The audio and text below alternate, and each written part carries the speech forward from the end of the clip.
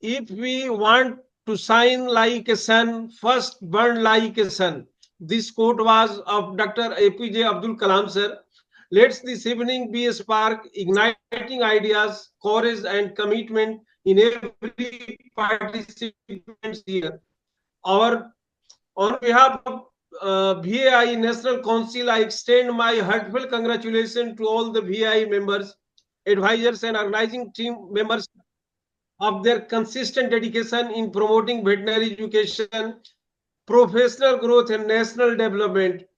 We are deeply honored to have among us our Padma Shri Professor Dr. Motilal Madan sir, a living legend of Indian veterinary science, whose contributions to animal biotechnology and research continues to inspire generations.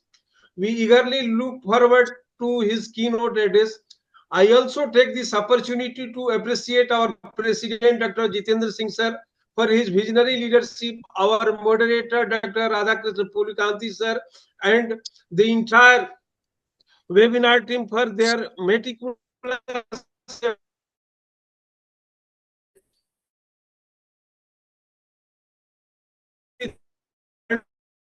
and new that us to our Bharat veterinary medicine. Let us remember the Kalam's word: great dreams are always transcended. Evening may be filled with learning, inspiration, and new ideas that drive us toward a Viksit Bharat through veterinary innovation. My best wishes to all participants and the entire VI team and fraternity. Thank you all, and I wish the webinar great success. Thank you, sir. Thank you, sir. Beloved and respected Dr. Rajesh, sir, for inspiring us every time. Now, I request our respected President, Dr. Jitendra Singh, sir, to kindly introduce the team, sir, webinar team. Good evening, respected dignitaries, estimated speakers, dear colleagues, and beloved students.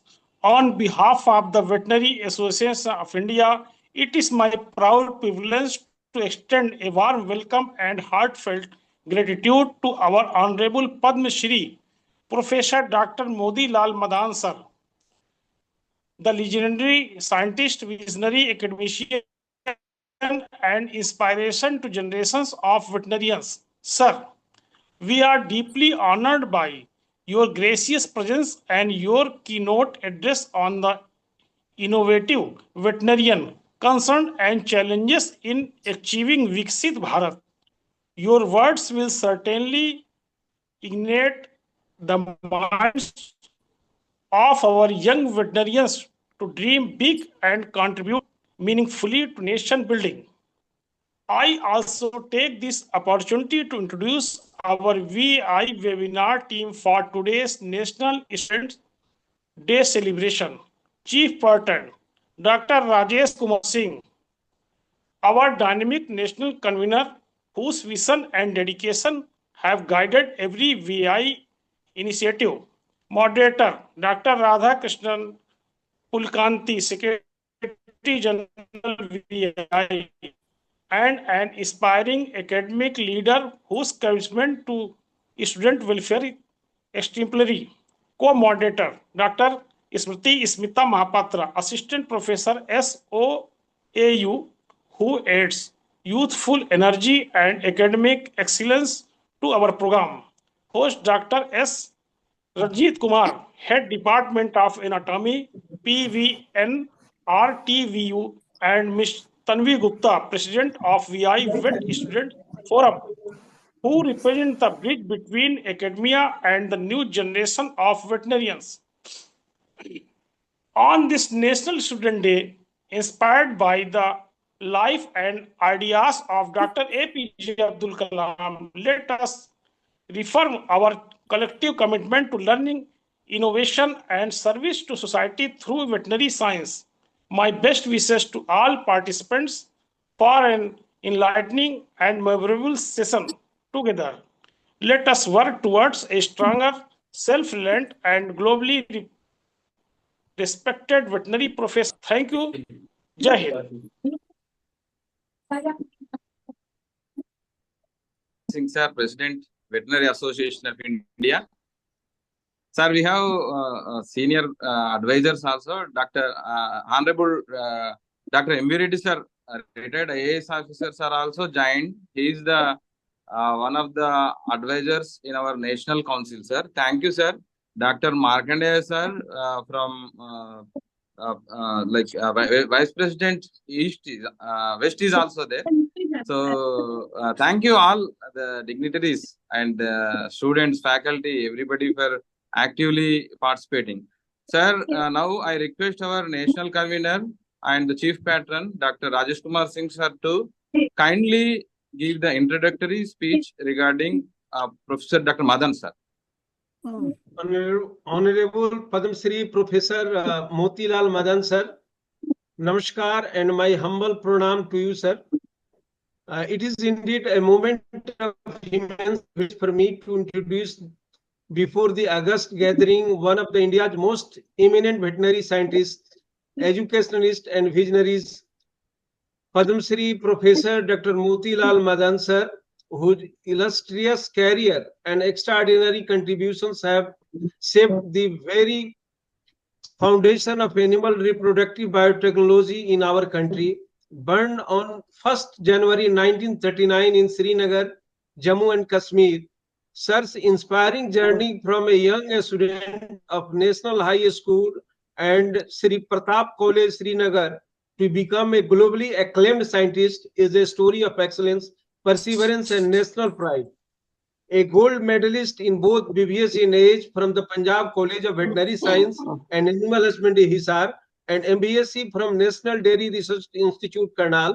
Sir further obtained his PhD from University of Missouri, USA, and has been conferred with honorary DSc degree from Kanpur Agriculture University and the University of Gulf, Canada. Sir's distinguished professional journey includes leadership roles of the highest caliber, serving as Deputy Director General, Animal Sciences, ICR, Vice Chancellor of Dr. Punjab Rao Deshmukh Agriculture University, Akola, and Vice Chancellor of Dubhasu, Mathura. He also served as a Joint Director Research and Head of Animal Physiology at NDRI, and as a Chairman of several national and international committees on livestock, biotechnology, and veterinary education. Sir, your pioneering contribution to reproductive biotechnology has revolutionized livestock breeding in India. You have introduced embryo transfer technology, enabling the birth of 10 calves from a single elite cow within 1 year. You led the team that achieved the world's first in vitro fertilized buffalo calf Pratham in 1990, a historic milestone that placed India among the global leader in animal biotechnology. Your innovation in cloning buffalo embryo, developing advanced radioimmunoassay and enzyme immunoassay technology for multiple hormone system, and designing the drought fatigue scorecard for working animals have been invaluable contributions to the animal health, productivity, and welfare. Your contributions have been recognized nationally, internationally with a long list of prestigious honors, including the Padma Shri 2022, Vigyan Ratna 2020, Rafi Ahmad Kidwai Award, Hari Om Award, Om Prakash Bhasin Award, Dr. B.P. Pal Memorial Award, Ogori Award, Japan, and the Science Pioneer Prize, Egypt, among many others. Sir, your leadership as a chairman of the National Task Force on Animal Biotechnology, DBT, chairman of the VCI Education Committee, president of the Society of Animal Physiologists of India, and advisor to multiple ICR, DBT, and ICMR committees have profoundly influenced veterinary education policies and research in India. Beyond your scientific brilliance, your humility, mentorship, and lifelong dedication to empowering a student and young scientist continues to inspire the entire veterinary fraternity. On behalf of the Veterinary Association of India, it is my honor and privilege to welcome you, sir, and most respectfully invite you to kindly deliver your lecture and blessings to our members, students, and participants gathered here today. We are deeply honored by your presence, sir. You kindly enlighten us with your words of wisdom. Thank you, sir.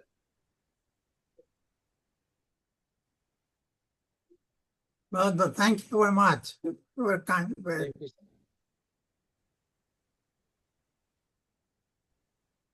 Radhakrishnan, sir. Okay. Now, after listening to what has been said, Sir, to me, it appears that I'm only reflecting my profession. I'm reflecting those veterinarians who have joined the profession all the previous years. Thank you, sir. I know as Somebody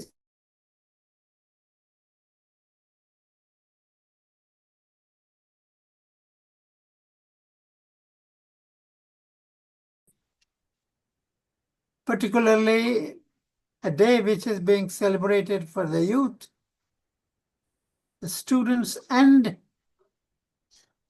which stands to the name of one of the brilliant Indians, Dr. APJ Abdul Kalam. I have had personal occasions to be interacting with him. As a matter of fact, he was the leader of our team when we were operating in a scientific experiment in Ladakh. And it was always a joy to travel with him and listen to him and then work with him and listen to him again. And often I found that he would talk only of sparks. He would talk of dreams and sparks. And subsequently, as I happened to be talking to my students, I would also speak some of the sparks about which he had mentioned to me. And it was very nostalgic to me today when you have been kind enough to call me over here to be speaking. I'm highly indebted to the group of veterinarians who today are assembled for this day, and I am thankful to you all for having given me an occasion to be speaking to you. It has been a long time, personally, I believe. Long, I say, in terms of the, not in terms of the span, but long in terms of the change which has come over from the day in 1955 when I joined the College of Veterinary Science and Animal Husbandry. And since then to this day, the change which has occurred in the profession and the new lights which have come in the profession. And at the same time, that the people who now are working with all dedication makes me really feel proud that one day I joined this profession. And this profession has given me so much that probably if I am to be born again, I would prefer to be born as a veterinarian. Simply because I remember the day when I went for the first time into the veterinary institution. The clinics then happened to be a tree. We will be working for clinics under a tree. And the classrooms were scary.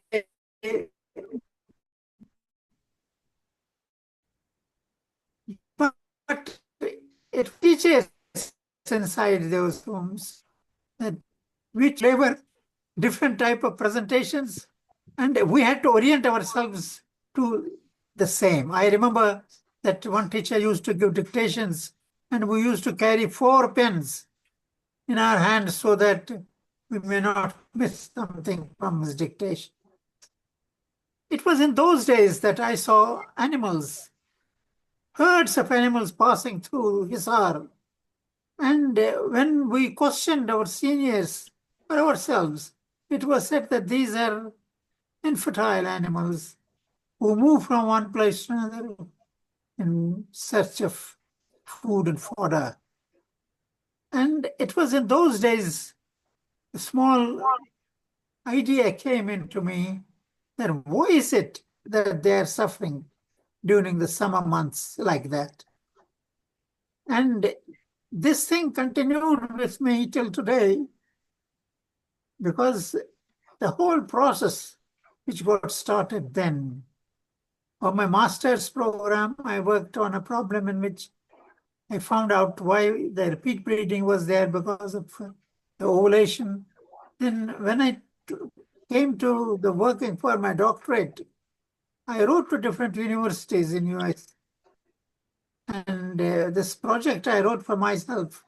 And fortunate was that one of the best laboratories in the world, the University of Missouri, the climatic laboratory, where we had facilities for putting the whole animals in the climatic chair.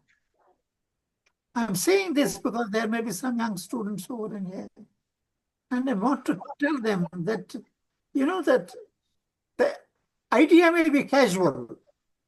The thought may be coming to you, but pursue your thoughts. So there at the University of Missouri, when I put in my project, they didn't approve of it because they said this is a huge project. It's not just a PhD program. But I insisted on it, and this is a long story. They finally agreed to me that I should be allowed to carry on this program. And for the first time that we found out that why is it that the animal's estrus is affected when he is heat stressed. And it was through this, at that time, newly innovated radioimmunoassay. Ours was the first publication which came in the area of bovine LH being affected by heat stress. And that created really an atmosphere around me there that everybody will be talking of this radioimmunoassay and the effects on the reproductive cycle. So when I came back to the country, the same process continued, and we did work on this reproductive cycle. And with my laboratory people, we developed radioimmunoassay and the evaluation of these hormones in micro quantities for 12 hormones in a single blood sample. If somebody asks that, how are you so successful at the IVF in Buffalo? Several laboratories in the world were doing it. My answer to them is that because we had this endocrine picture, and we then tried to map what exactly is the picture of the hormones at the time when the sperm and the ovum meet. And we modulated on that, and then fortunately, we got through to the simplest methods by which that we could be having this fertilization outside. For that, we had done the embryo transfer, in which that we could get about 10 calves born from a cow in a single year. So she never gave birth to any one of them. The blue lining, or I will say the silver lining to that, was that this was one of the best cows. We had about 6,700 liter cow. And from that, we got these young ones. 4 of them were males, which became the future bulls. Now, why I'm saying this thing, that I was talking to you and bringing to you that as a veterinarian, that I found that there was an available space. As a veterinarian, I found that there was a need. And as a veterinarian, I found that there is a great desire on the part of the society to find our animals better. And it is in that connection that we have gone a long way. And today we are talking of an innovative veterinarian. And that is the topic which I'm speaking today. And if you permit me, let me put on my presentation for this.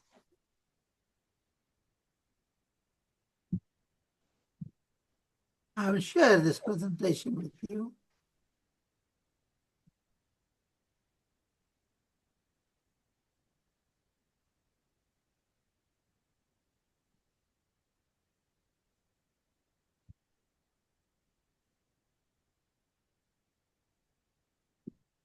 Yeah. Yes. Sir will be sharing the screen, sir. Okay, okay, sir. Okay.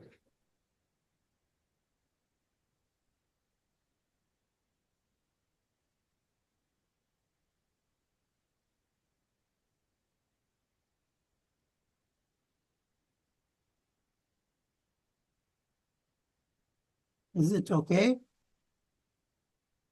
Yes, sir, we can see it, sir. Can you put it on full screen, sir? I'm trying to do it. Yeah.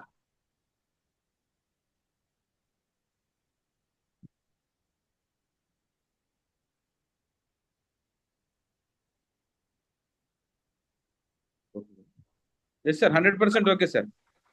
Yeah, this is 100%. What I want to say to begin with is already put in by me in words. Veterinary profession is a dynamic and ever-changing. See, what has been true of science, which was about 20 years back, has changed today. And what was true of the animal suffering because of one type of a disease or another type of disease, we have come a long way in alleviating the misery from our animals. Unfortunately, because of the socio-economic situations in the country, the animal has been the target for most of the sins, which we say are socio-economic, which we say are born out of ignorance, and which we say are there because of the disparity in the populations. But over years, then animals have been with us and have been in a situation where the nation as such is depending on these animals for its economy. So as a matter of fact, today when I'm speaking on the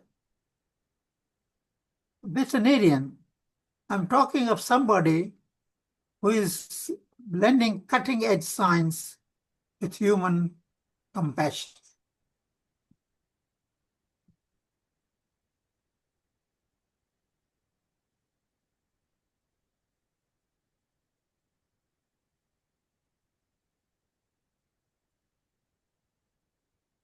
This innovate, I believe, is more of a phrase that refers to the use of modern innovative technology within the field of veterinary medicine. They include the diagnostics, treatment, administrative management. These innovations streamline clinical operations and empower veterinarians with more data and ultimately improve patient care and client communication. The most vital component of our agriculture for food and nutritional security and economic profitability among the population with or without land has been identified to be the livestock. And if this statement is made and we talk of agriculture is in transition, which during the last 5 years, 6 years has become more than clear, that we imply that the production system and the environment under which it operates, the Indian agriculture, is dependent on livestock. The rural and the urban population comes a tremendous strain rooting to food, agriculture, equity, inclusiveness, and economy. And to all these factors, there is a salving situation which comes from the livestock population in the country. And look at that in the country of ours, you can see that we have got about 536 million animals and poultry, about 851 million. And the living of most of this human population, about 76% of them, is completely dependent on livestock. And we can see that this livestock is not a single factor, is not a single component or a single animal, but it's a variety of animals that which are responsible for this living. And we can very clearly see the livestock distribution in this country. And I think that this is something from which we as a veterinarian have learned quite a bit, that the population, human population, and the livestock population is having a relationship. We're having sheep, goat in different densities with human population. And these numbers and the productivity of them are accordingly different in different parts of the country. And this goes in with the population. And if we take a closer look of it, over years, if we see the census figures, that we are more or less, coming out with some million more, some million less, about 0.8% sometimes showing an increase, or about 4% showing decrease. It has its own value, it has its own importance. But when I look at from this point of view today, the indigenous and nondescript female cattle population and increased by 10%. The population of total exotic crossbred cattle has increased by about 27%. Now, if I say this, what I mean is that particularly when I see those areas where a cow was the animal, whether it was Kankaraj or whether it was Ongole or it was Haryana, it was there with the farmer because it had an economic importance for him. And today it is not the love for the animal, but it is love for an economy, animal economy, which becomes equally important. And I think that has to be taken note of, the planners and our veterinarians also, that we have to look towards the betterment of the animal. And the farmer himself wants an animal which is better producing. And that's what we see here in this. We talk of the greatest achievements which have after independent India. And those independent achievements are that our life expectancy has gone from 27 to 77. And our food, which used to be a begging bowl for India, has now become an exporter, self-sufficient. The global ramping in production, we all know. There is a greater quantity of food grains from crop sector, and record production is taking place. But at the same time, we see that livestock sector has also gained, and it is gaining at a much faster rate. The livestock sector has an average growth of about 4.5%. When we say that comparatively, the crop sector is having even negative growth some years. But what I want to emphasize in here is that the scenario which is being presented today into our total agriculture is that the contribution of livestock, which was around 26% over recent years, have now jumped as much as 42% in some states. And very interestingly, that we find that the livestock sector has far-reaching implications for several areas of poverty, employment, women empowerment, youth involvement. And since livestock is mostly owned by resource-poor, poverty-affected population, inclusiveness in growth and development and empowerment among poor people is possible at a faster pace for livestock. However, it is here that we have concerns.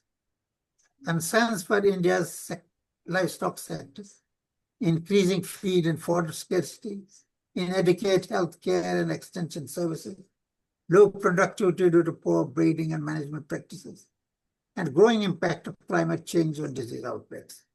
Additionally, concerns exist in market access, value addition, and adapting to new regulations and evolving public interest. It is in this area that we have to now find solutions. It is these areas which are coming at challenges.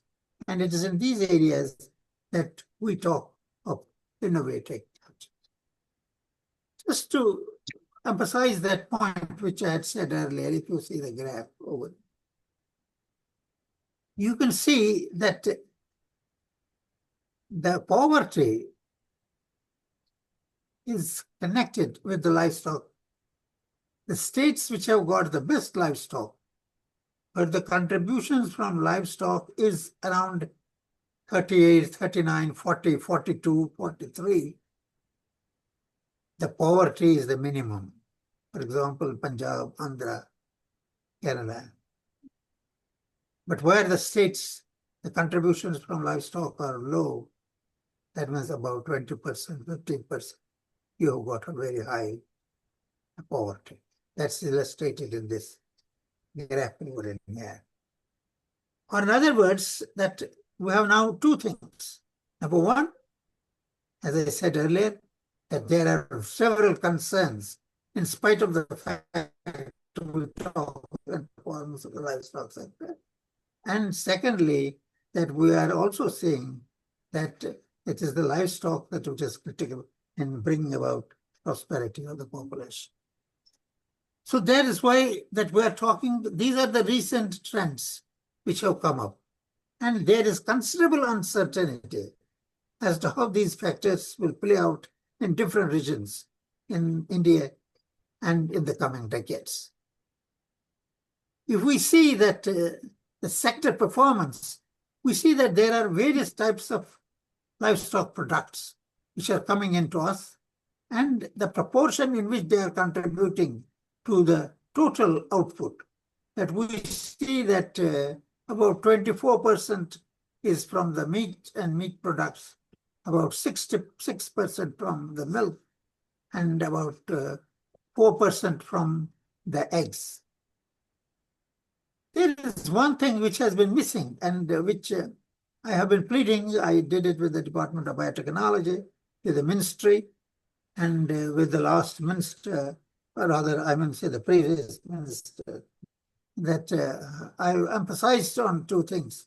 One was about this contributions which come from our animals in terms of skin and leather, which to a large extent is connected there to the livestock because of the type of nourishments and that which we can give to the animal. We can have a much better superior leather situation. And at the same time, that we can also have better productivity from the animals, that if we are able to cater to these animals in terms of what they are producing, that means the present day veterinarian is not just the veterinarian which used to be in previous years, that he will be putting in a syringe or putting in a pill to the type of complaint which the owner had.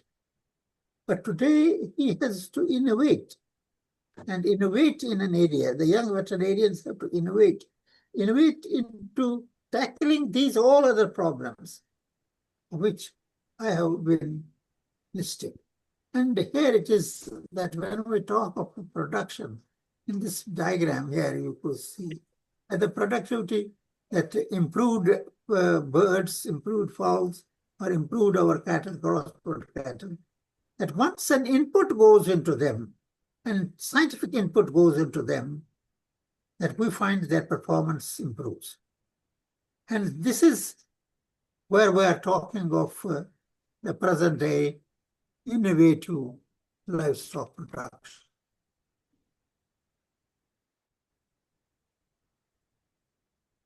For this, ever since that we had a separate department, that several programs have come up.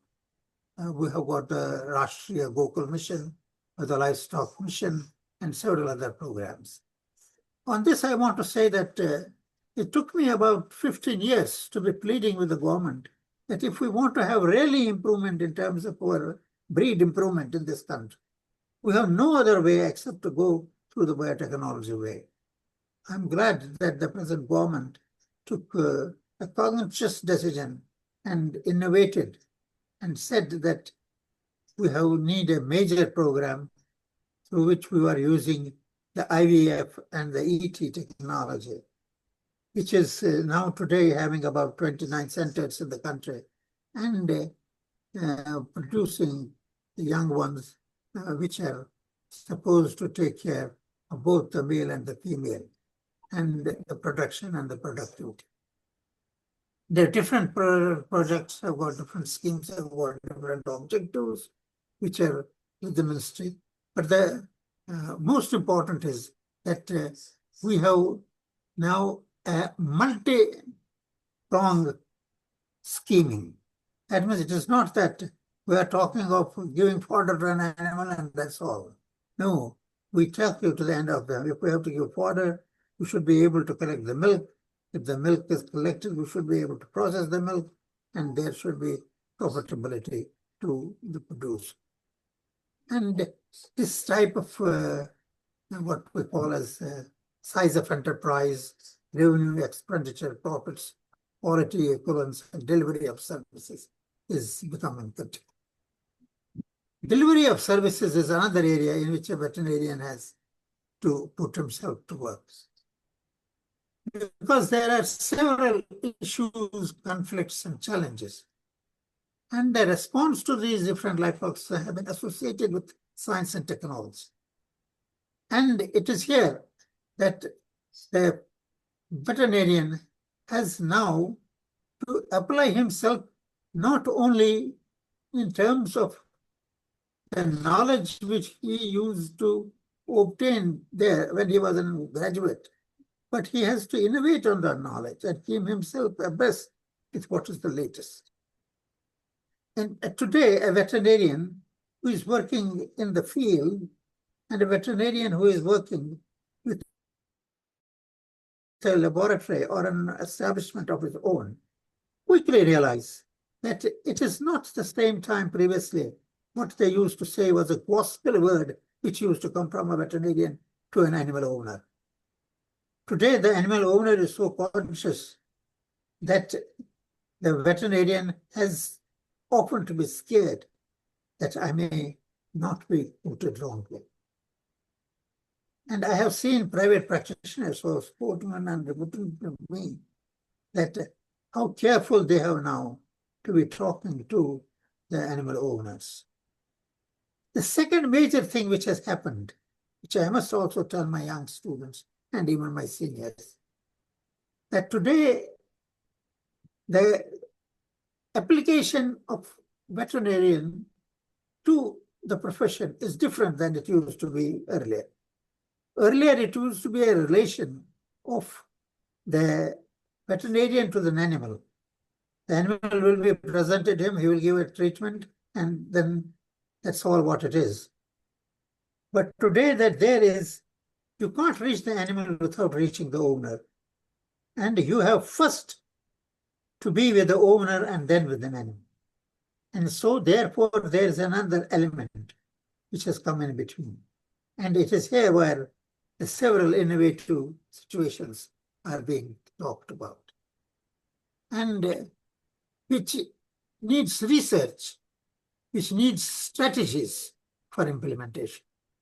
And this research and strategies for implementation come under the gambit of what we call as innovative livestock production. Whether it is the modern technology of IVF, or we talk of the faster multiplication of females, that in them that we see that there is a competence development and there is a translation of work, which is with the human beings onto the animals and from animals to the human beings. And therefore the innovative veterinarian has also to keep his eyes and ears open in order to see that what are the developments which are taking place in the human side and how those can be translated over into the animal application. And that is what has happened. We are talking of cost effectiveness being reduced. We are talking of sex semen. We are talking of reducing male cows. And we are talking of sex semen being used to produce crossbred beef cows from dairy cows in some parts of the world. And in India itself, that we are talking of buffalo as an animal which has suited such type of animal improvement. And along with it comes the areas of gene editing.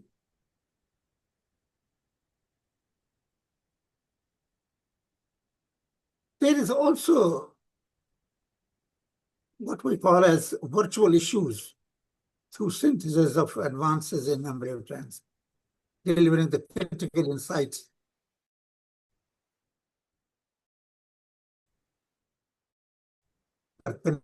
clinical embryological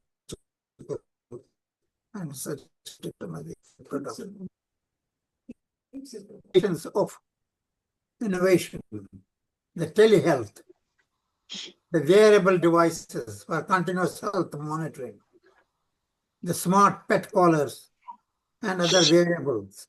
And we are also looking to the electronic medical records and digitization.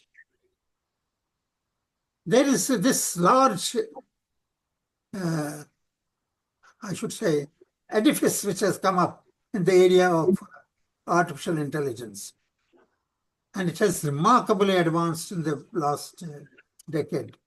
In particular, deep learning methods have been widely applied in various fields, particularly that when we want to talk of data being obtained from our livestock, especially the maintenance of data and records in our small animal practice, reproductive practice. And that is what we call it maximized eco-friendly designs dedicated to breeding intervals and things like that.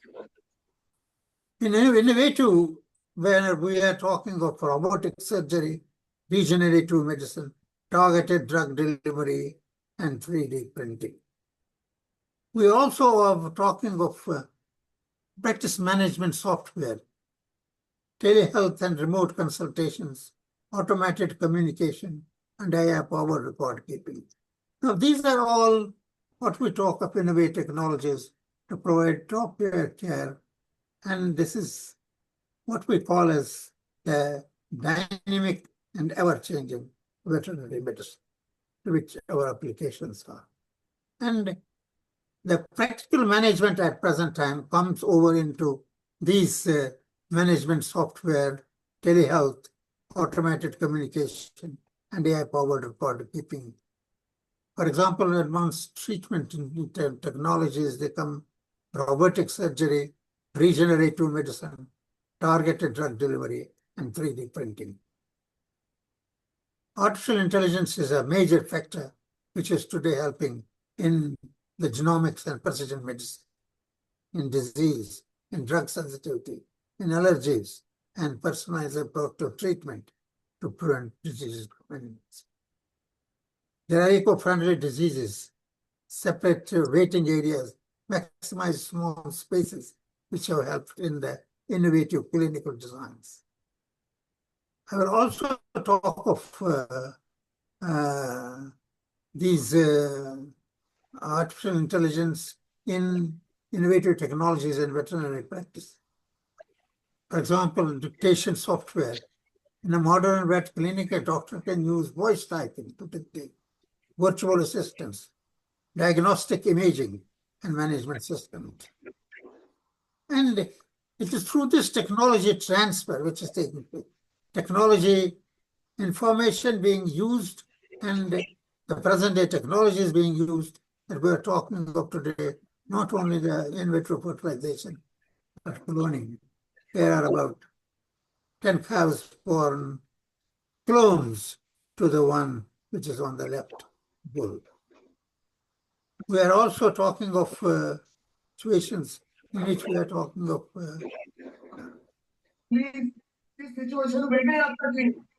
pardon?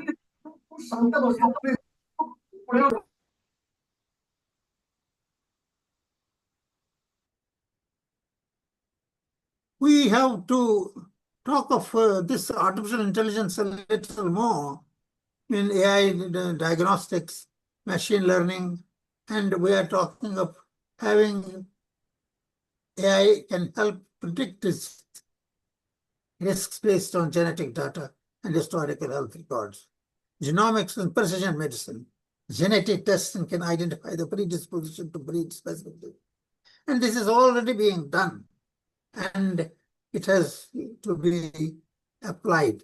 And we have to use these technologies in future days to come.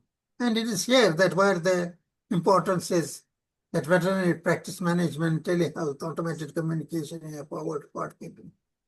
We can use this only when that our veterinarians are empowered to do that.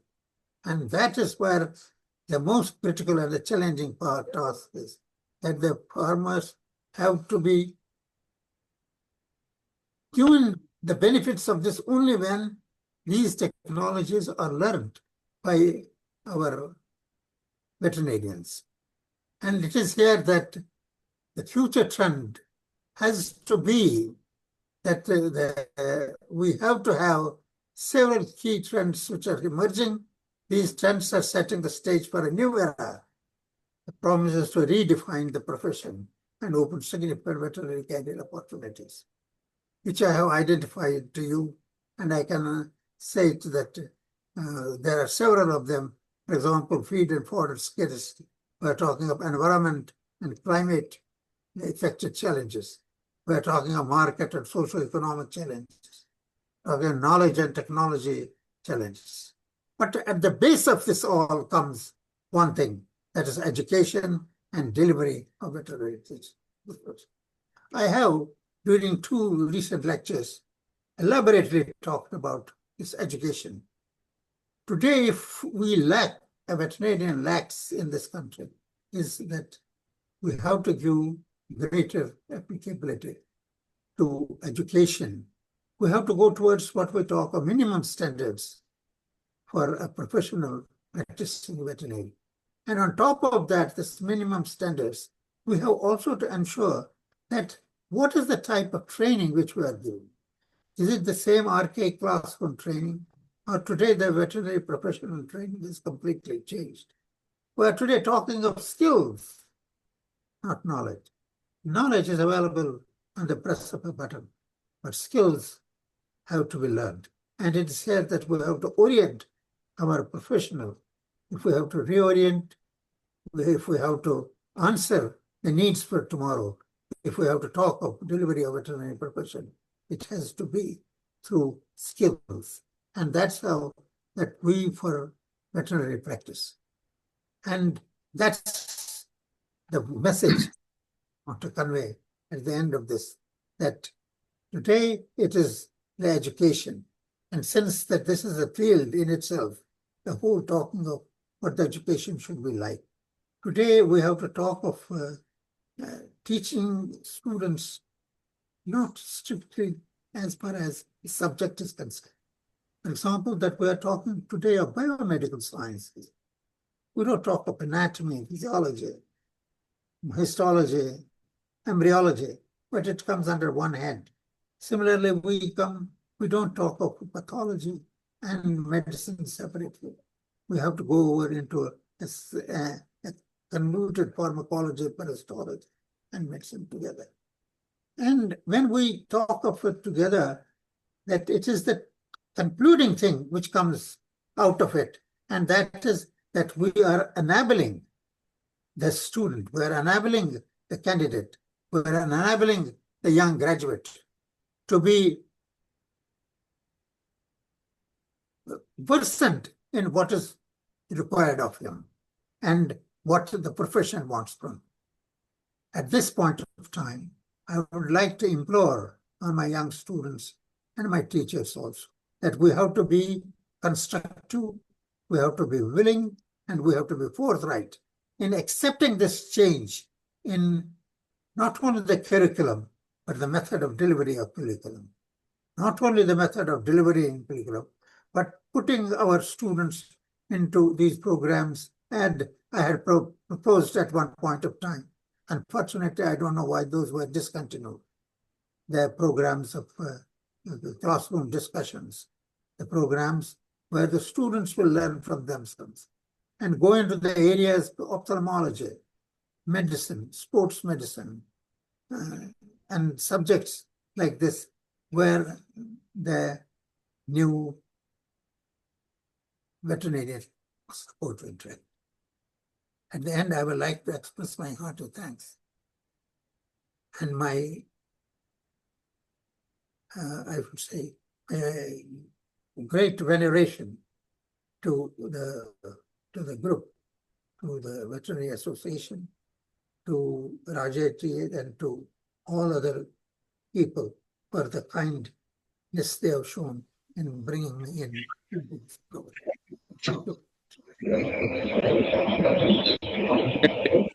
Sir, for your kind presentation, for your blessings on the Veterinary Association of India, and for your appreciation, sir.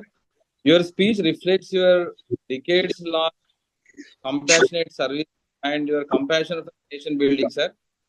So, thank you very much, sir. I request the Chief Patron, Dr. Sir, to give a thank you note to Honorable Professor Dr. Madan, sir. Dr. Rajesh. Respected Padma Shri Professor Dr. Motilal Madan sir, our esteemed President Dr. Jitendra Singh sir, Secretary General Dr. Radhakrishna Purikanti sir, distinguished member of VAI National Council, respected faculty, fellow professionals, and dear students. Namaskar and good evening to all. It's both an honor and a moment of heartfelt pride for me as a Chief Patron of Veterinary Association of India to extend our deepest gratitude to Professor Dr. Motilal Madan sir for gracing this occasion with his presence and delivering a keynote address that will resonate in the mind of every listener for years to come. Sir, your words today were not just informative, they were transformative. You have reminded us that veterinary science is not confined to clinics and classrooms, but is a pillar of national development, a bridge between science and society, and a mission of compassion and innovation. Your insights on biotechnology, institutional leadership, and the evolving role of veterinarians in building a Viksit Bharat have inspired not only our students but also seasoned professionals to reimagine their purpose and potential. सपना वह नहीं जो हमें हम नींद में देखते हैं, सपना वह है जो हमें सोने नहीं देता, जैसा कि हम सभी जानते हैं, हमारे प्रिय डॉक्टर एपीजे अब्दुल कलाम साहब ये कहा करते थे, sir, your journey itself is a living example of this quote. You have shown us how vision, perseverance, and humility can shape institutions, uplift communities, and leave a legacy that transcends generations. On behalf of entire VAI fraternity, I offer our sincere thanks to you, your time, your wisdom, and your unwavering commitment to the veterinary profession. Your presence today has elevated this webinar from academic event to a celebration of purpose. As we move forward, may your words continue to guide us, challenge us, and inspire us to serve with greater integrity, innovation, and empathy. Once again, thank you, sir, for being with us and for being the beacon that lights the path of thousands of veterinary professionals across India. Jai Hind, Jai Veterinary Fraternity. Thank you, sir. Thank you, Dr. Rajesh sir. Now I request our host, Dr. S. Ranjit Kumar, Head of the Department Anatomy from PVNR TV, to kindly express thank you to Honorable Dr. Madan sir on behalf of the faculty and scientists. Dr. Ranjit. Honorable Padma Shri Professor Dr. M.L. Madan sir, on behalf of the Veterinary Association of India, veterinary faculty, scientists, and other senior veterinarians, I extend our sincere gratitude for your inspiring and enlightening lecture. And your words have truly motivated our budding veterinarians, students to pursue excellence in science, innovation, and service. Once again, thank you, sir, for your time, guidance, and for being a constant source of inspiration to veterinary fraternity. And thank you very much, sir. Excellent. Thank you, Dr. Ranjit. Thank you, Dr. Madan sir, Dr. Rajesh sir, Dr. Jitendra sir, and webinar committee, hosts, co-moderators, Sunuti madam. Now I'll start my presentation. As we are commemorating Dr. APJ Abdul Kalam's birth anniversary on this day is the National Students' Day. So primarily, our motto on behalf of the Veterinary Association of India is to empower the students, who is the next generation of veterinarians. So our responsibility is to provide them all the information regarding the various career objectives, career paths that are available in India and United States and other countries, so that they can embrace to those positions and reach to their fullest potential in their careers, and thereby contribute to the economy of our country and for the nation building. Thank you, sir. I'll introduce myself and I'll continue. And primarily, my presentation is for the undergraduates, BSc and students, and to some extent to the MBSc students and PhD students also. And thank you very much, sir. And I especially thank our National Council members and VAE members, student members also. I especially thank Ms. Tanvi Gupta, who is the president of the Veterinary Students Forum of the Veterinary Association of India, and all the dignitaries here. And I thank the supporting personnel who are besides me. So they are helping with the technical part of it. Let me share the screen, sir.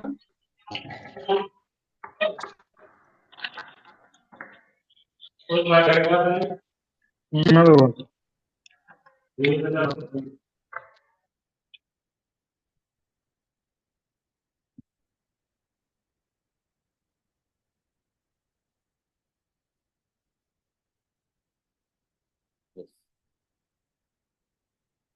Give me just a minute, sir. I'll start it.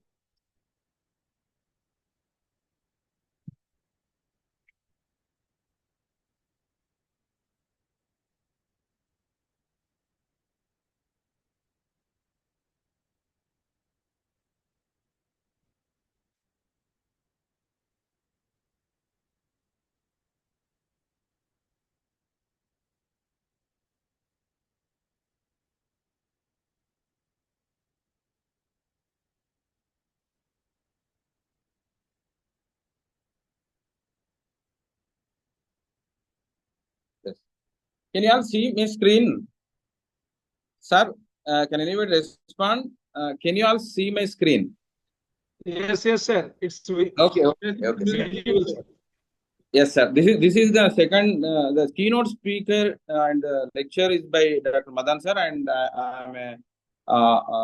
I'm presenting the second lecture of this webinar today. This is regarding the career opportunities for veterinary graduates in India and abroad. So I'm a placement cell officer at Telangana College of Veterinary Science, Korutla. Sir, as I said, I thank Dr. Rajesh Kumar sir for actually serving as the pillar for the Veterinary Association of India. On this platform, we are growing up. One, the career part. In the future, we are planning to start the job portal for the students also, especially to we are planning to give the career counseling also. As a part of the VAI's webinar series, we will conduct at least one career webinar per month, sir. There will be scientific webinars and there will be women veterinarians forum webinar, which is exclusively for the women. So I will be primarily, with the help of other supporting team, will be dealing the career webinars, sir. We are planning to conduct my presentation today is the super summary of all the webinars that are going to come up soon, as the time permits in future. So I will be presenting all the careers in India and abroad in the employment, education, and entrepreneurial areas. In future, there will be eminent speakers from various areas who have been successful and have been training the future veterinarians. So, for example, we have respected Colonel Dr. A.S. Rathore sir, who will be presenting regarding the RVC, Remote and Veterinary Corps. Similarly, we will be bringing experts from various areas to present their views and give their insights about what skills are required to excel in that particular area, such as the UPSC or the state public service commissions, or to become field veterinarians, veterinary assistant surgeons, or to become faculty, scientists, and to pursue advanced education in India and abroad also, ICAR PG entrance examination, so on and so forth, sir. So with this, I would like to start my presentation, sir. So while presenting means I will go through my journey through various positions and educational journey. So this gives a live example to students that they have to achieve. It may motivate them, and also I'll present some other people's success stories also.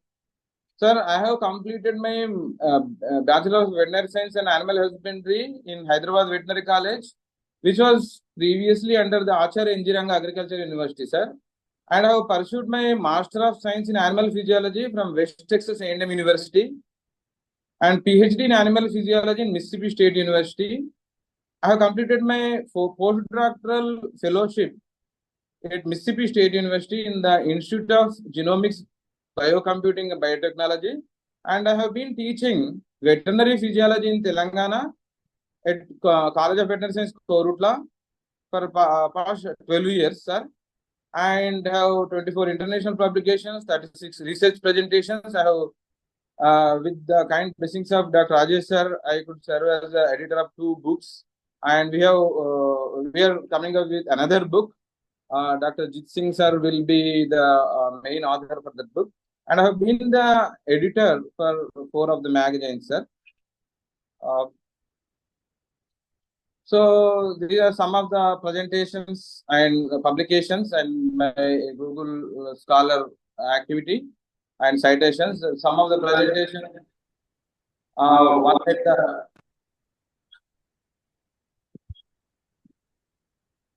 So let me mute some of the people, sir. All right. Can you all hear me?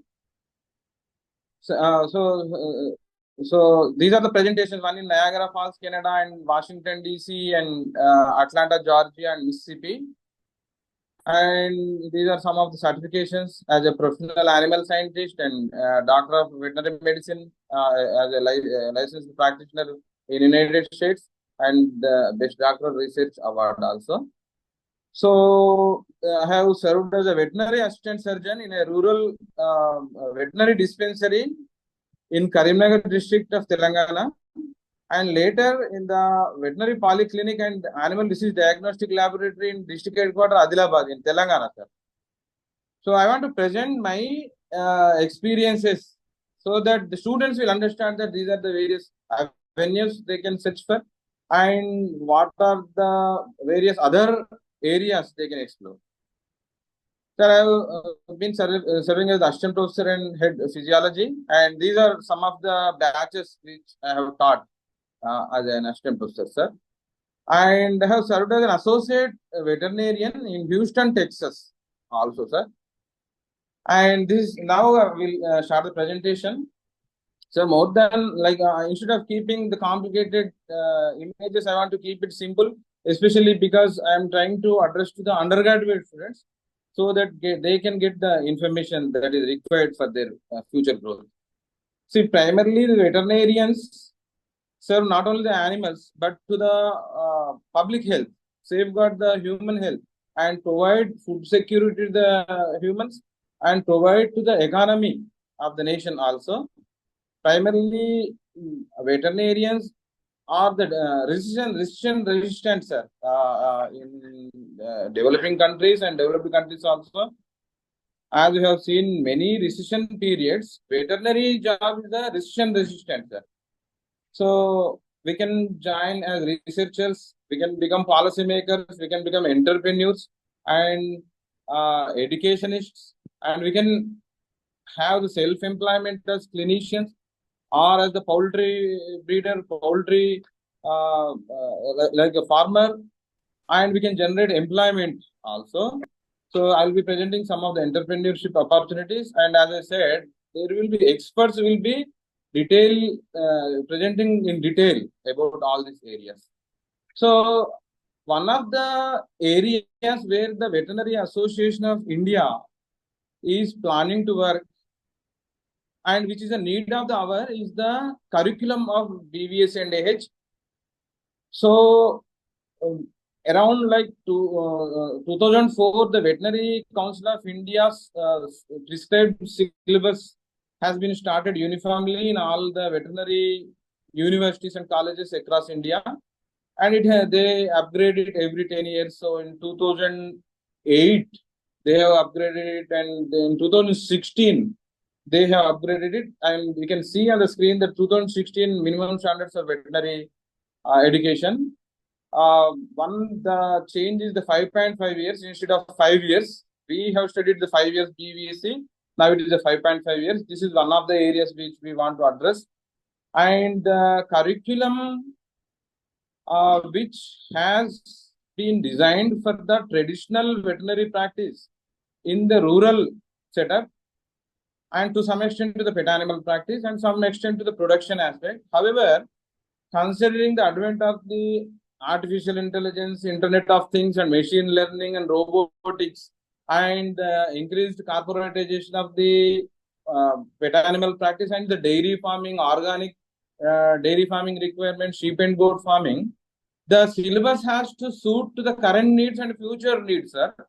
So definitely the Veterinary Council of India or the any other council that replaces it in future, such as the National Medical Council has taken up the main aspect of the medical education. Now we have the VCI who is monitoring it, but in future it may be replaced with another body. However, the Veterinary Association of India, and particularly the faculty and scientists forum of it, and along with the advice of the seniors from various fields and field veterinarians, especially the students forum, will work on the improvement of the veterinary syllabus, MSV syllabus, sir.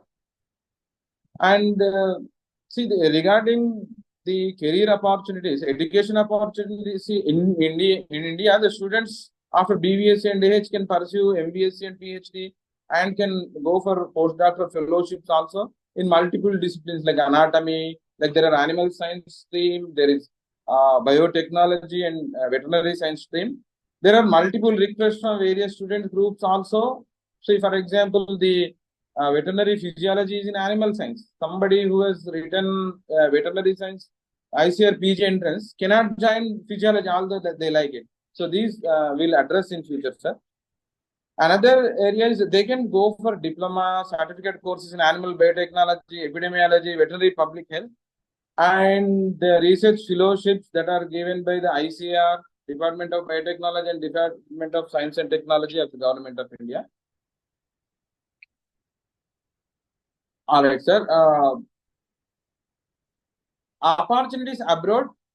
In future also, we will elaborate on this particular aspect, and I'll be giving lectures exclusively on the licensing, veterinary licensing in the United States and Canada, and on how to, like, what are the various resources to go for the nation, like North American veterinary licensing exam, and how to get into the Master of Science, PhD in the United States and Canada and other countries.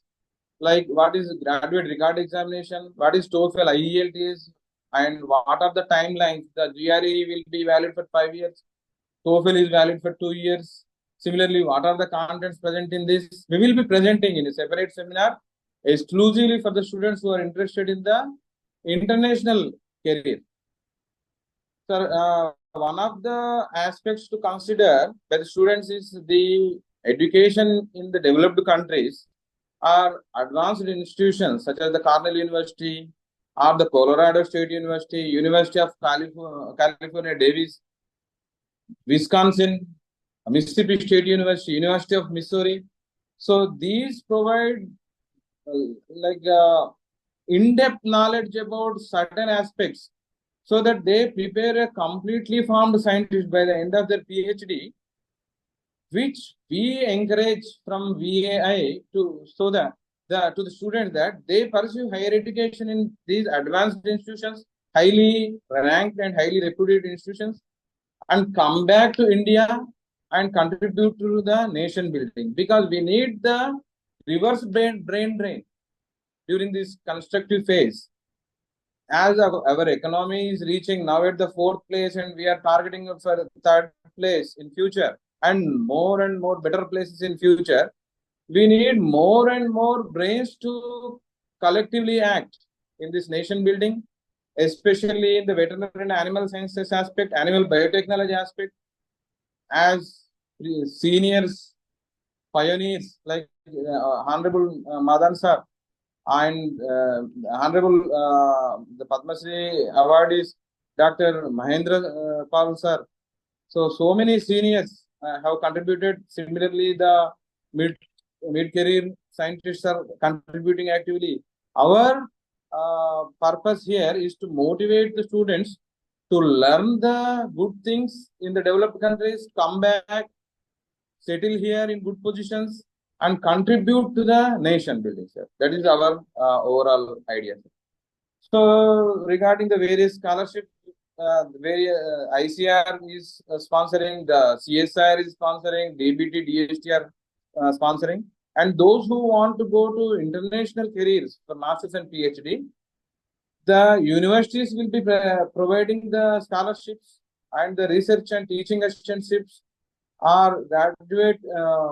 These are the graduate assistantships, and there is a Fulbright scholarship for the merit students, Commonwealth scholarship, Erasmus Mundus, and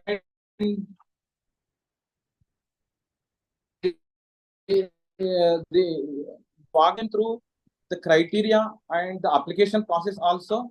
So we will be needing more and more HR in future. So we request more and more eminent scientists and field veterinarians, experts from various areas to join as life members, and more membership from the students also, faculty, field vets, companion animal vets, pharma vets, so that we can empower the motto and purpose of the Veterinary Association of India, sir.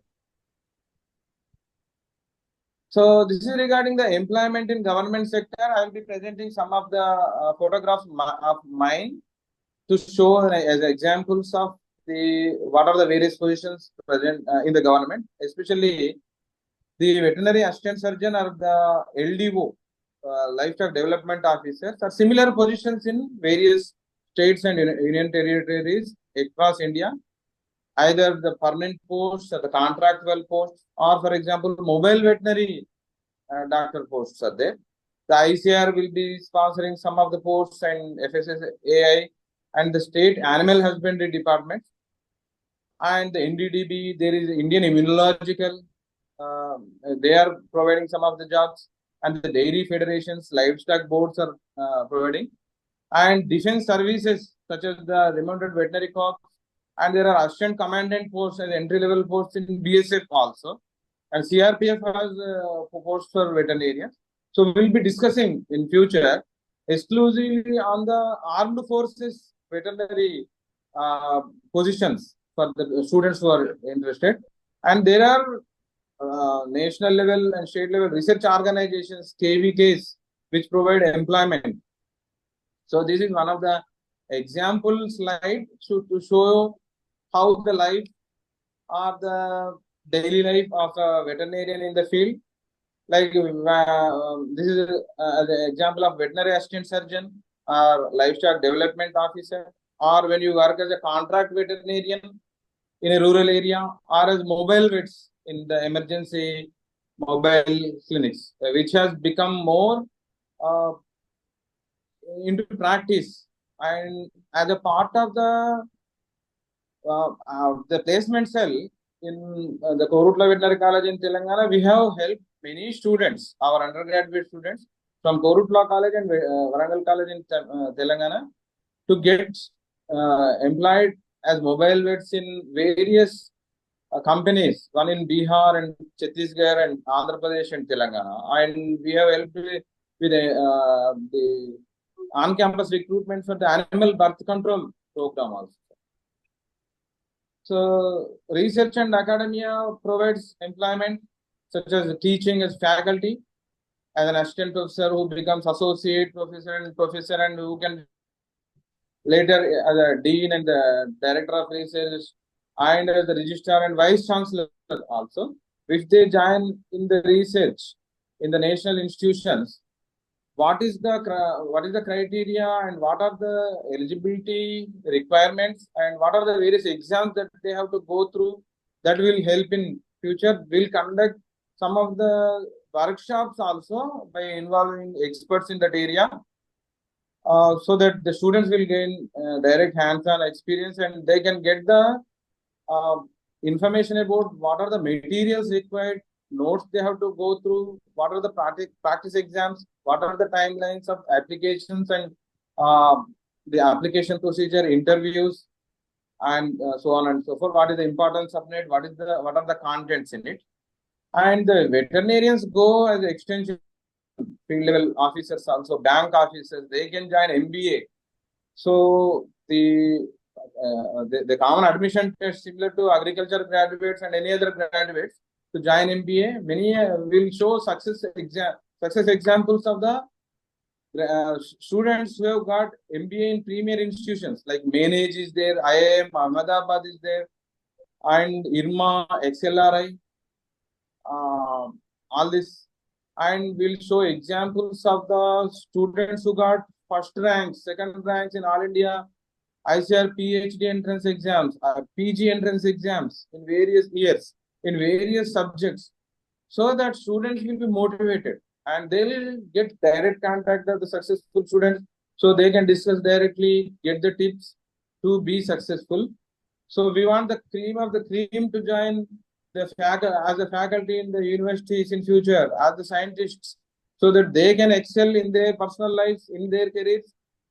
They can contribute to the nation building and to the economy. Like as I explained, some can join as research associates also. There is the National Institute of Animal Biotechnology, National Institute of Nutrition. We have our senior Dr. Suresh Potani sir, who has served as the director of the NAR-FBR, which works on the laboratory animals.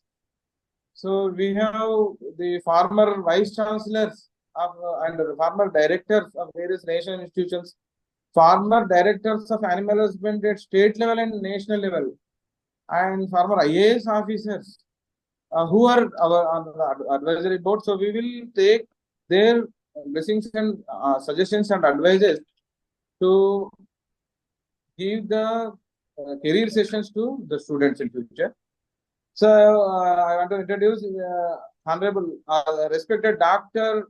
Colonel Dr. A.S. Rathore sir, who has wholeheartedly provided his consent and will provide his time to the extent possible to give full-time training to the RVC aspirants, the Remote and Veterinary Corps officers, which is the elite group in the army, and proud. The veterinarians must be proud of this unit. And thank you, Dr. S. Rathore sir. And we will be taking help of other officers who are interested to present their experiences. So the students will get direct experience, a direct experience from the seniors who are in that positions. So what can be expected? What is expected of them? What are the skills required to join into the RVC? What is the SSB interview? And what are the books they have to refer? What skills they have to own and join us? And the compassion to serve as an RVC officer and other officers who are serving as commandants, assistant commandants in CRPF, BSF also will take their help, sir. Many private sector opportunities are there. I cannot mention some of the names without their consent, but with liberty I'm mentioning, sir. These are our alumni and seniors from Hyderabad College and other colleges also. Dr. Nitin Bhatia, sir, we will request him to give his valuable insights and tips for the students and for the aspirants from other areas of veterinarians to how to excel in the private sector.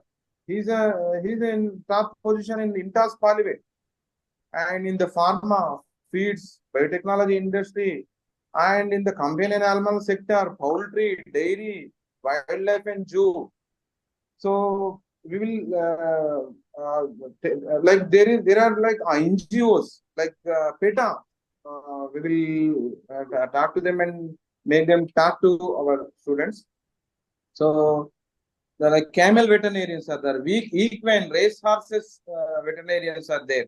So these are the various avenues and animal welfare activities. Recently, we have conducted the World Rabies Day webinar, which was given by the director of the Anti-Rabies India Mission, and Dr. Ilona Waterman, who has been working in this animal birth control program and in the rabies control activities. So we'll continue to take their help in future also for training. And Dr. Rajesh sir has designed some of the continuous veterinary education programs for the pet animal practice and for the student faculty also. There will be capacity building programs in future, which will have the credit and certification programs also. This will start introducing as the time permits in future. So this is one of the examples. Clinical practice, small animal practice and large animal practice also. The small animal practice is already a boomed industry and still booming, evolving. There will be corporatization. The CT scans are going on. Labs have been are being established in metropolitan cities and in the smaller mid-sized towns also. So large animal practice, especially the organic dairy farming, is gaining its importance. So more and more veterinarians will get jobs in future. IITians are entering into the dairy sector. especially the organic dairy farming and processing of the dairy products. So more employment will be generated in future in this area. More of the pet foods, the pedigree, and we cannot mention the names of some of the companies. However, as an example, so the people are setting up the diagnostic laboratories. The clients are spending thousands of rupees for their pets. Now there is a fashion of keeping the miniature cows as pets. Also, the breeding aspect, breeding of the cows, kennels.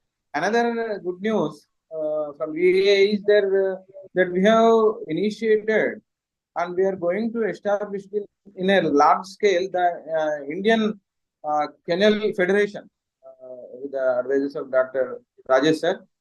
And some of the veterinary jobs are there in the mobile clinics also.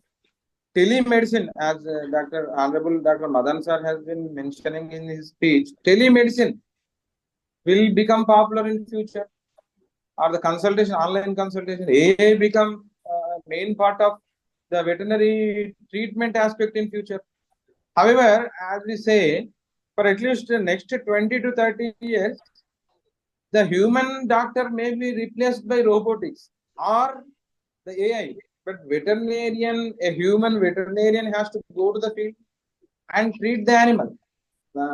Because only the human veterinarian can understand the feelings of the and can whisper to can empathize the animal which is suffering, and we must appreciate the constant efforts of the field veterinarians in this case.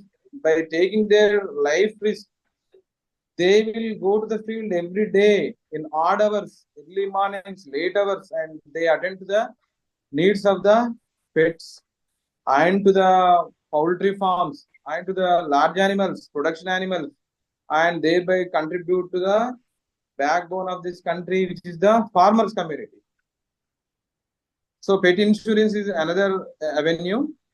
Whereas entrepreneurship opportunities, Government of India is encouraging entrepreneur opportunities. National Livestock Mission, Gokul Mission, all in all these avenues. So pharma startups, many entrepreneurs have been successful in pharma industry. They have set up their own pharma industry. There is a vet doctors group in AP, Nellore based, Dr.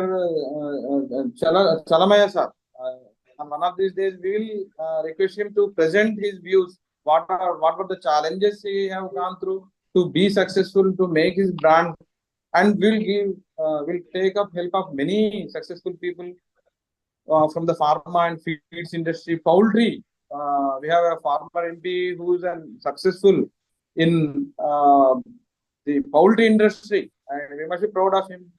So on one of the days, we will request him to present his views so that the future entrepreneurs among the vets will be benefited from his experiences and their experiences. Nutraceuticals is another avenue where the veterinarians can explore. Food animal industry, meat industry, slaughterhouses are the job avenues. Livestock farms, aquaculture, goat. We have Dr. Ashok Kumar Valupadasu sir, who has been wholeheartedly, even after post-retirement, he has been contributing to the small ruminant area, sheep and goat area. He conducts webinar. One of the inspiration is him.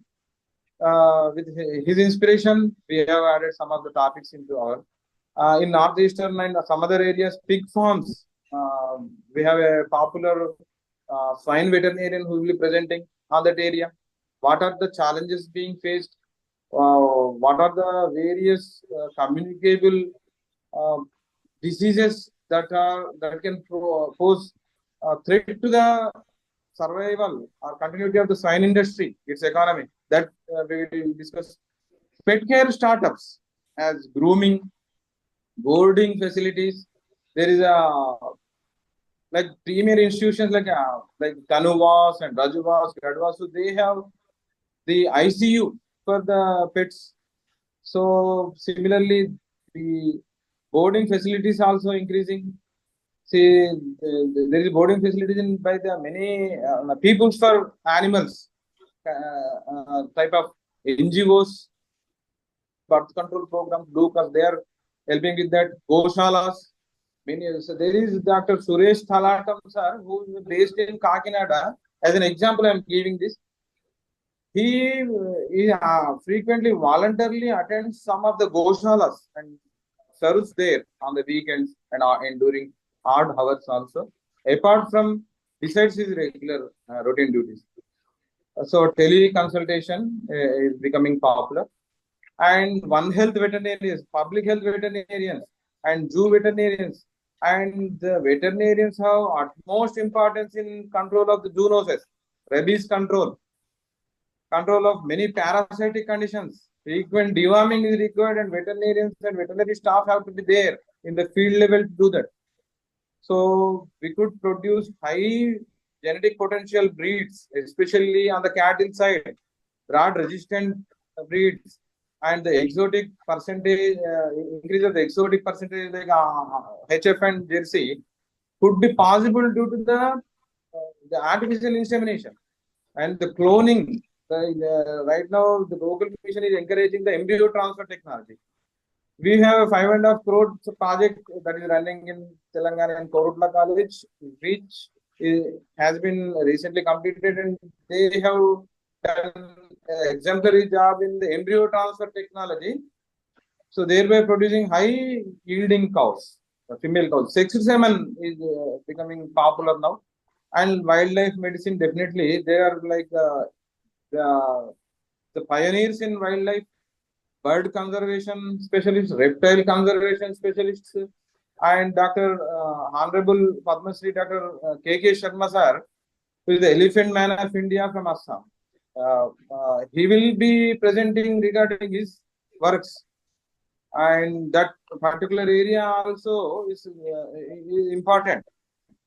So veterinarians who are the students who are interested in the wildlife and zoo animal medicine and in the wildlife photography, many women, many of our students said they are interested in wildlife photography. So we must appreciate them and their parents for encouraging their students to come into those type of challenging roles in future. Veterinary forensics is another area, and digital livestock management and AI. So now the head size is continuously increasing. There are like 1,000 cattle head.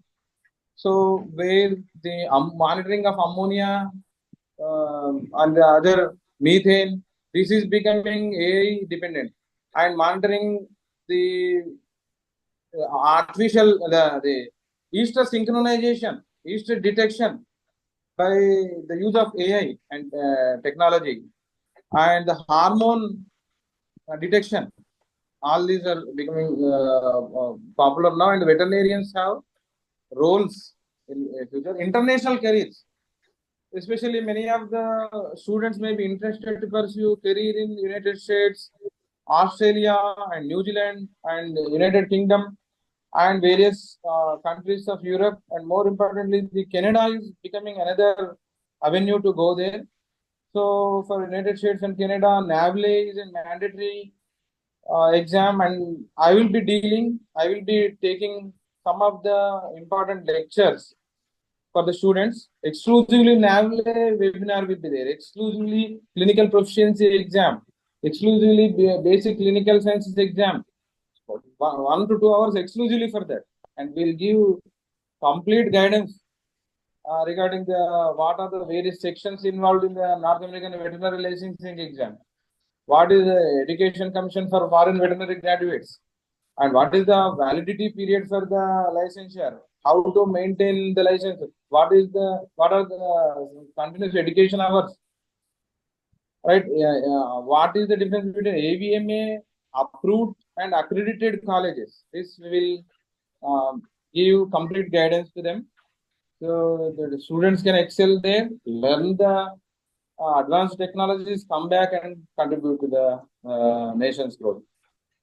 See, today, one of the former deans of combined Angrao, who is an FAO consultant, who is an distinguished visiting professor of Pennsylvania State University, who is a microbiologist, said we are doing a great job on behalf of BI, and he wants to say namaste to Dr. Madan sir also. He's a a standard example of how an Indian veterinarian can help the policy making for the entire world through FAO. One of the cancer specialists, graduate of Hyderabad College, Dr. Anil Kumar Chaturvedi, will on one of the days he will be presenting. He is a member of the National Institute of Health, which is the premier institution in the United States on the policy making, and he's a advisory board member for WHO and CDC in Atlanta,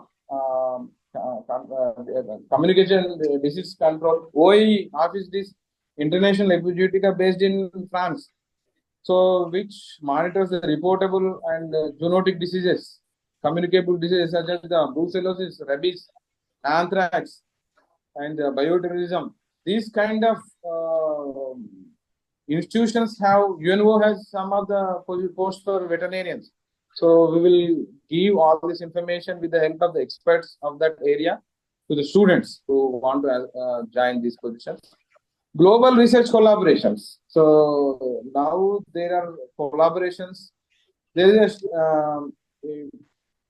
I am exactly not sure about the latest status of this, but within last 10 years, there has been a collaboration MOU of Tanuvas with the University of Pennsylvania, at the Pennsylvania State University.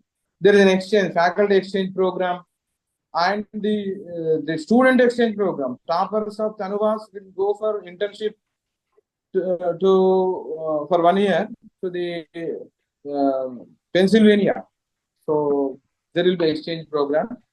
So we will give guidance to that, and we'll give contacts of the personnel who are on either sides. So research collaborations at the private level, clinical trials are going on. So veterinarian becomes the he has a prominent role in clinical trials before a drug is introduced into the at the lab animal level and at the companion animal level also, and the large animals, food animals. So this is regarding certain essential skills required of the graduates. So this is includes the undergraduates, BVS and age students, master students, PhD students, and the postdoctoral students also.